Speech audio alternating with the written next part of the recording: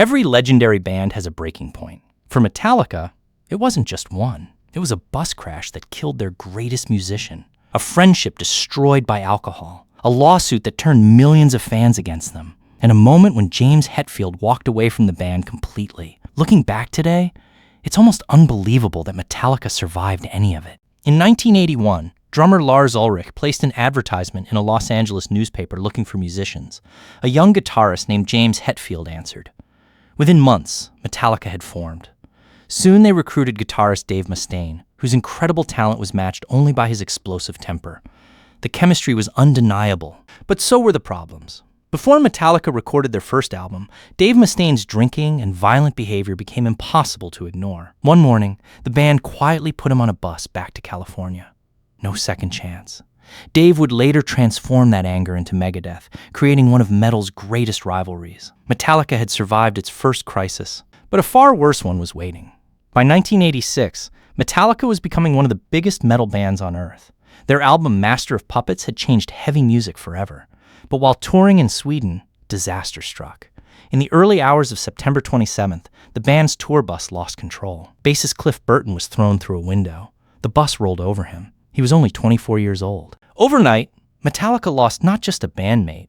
They lost the musician many considered the soul of the group. Some wondered if the band should even continue. Metallica chose to carry on. Jason Newsted joined as the new bassist. The band release, and Justice for All, before achieving unimaginable success with the Black Album. Suddenly, they weren't just a metal band. They were one of the biggest bands in the world. Behind the scenes, the cracks were beginning to show. In 2001, bassist Jason Newsted left the band. Soon after, James Hetfield entered rehab to battle alcoholism. Lars and James barely spoke. Recording sessions turned into arguments. The band even hired a performance therapist just to help them communicate. Cameras captured everything for the documentary, Some Kind of Monster. Fans watched one of the greatest bands in history slowly fall apart. For the first time, it genuinely looked like Metallica might not survive. But instead of ending, Metallica rebuilt. Robert Trujillo joined the band. James returned healthier.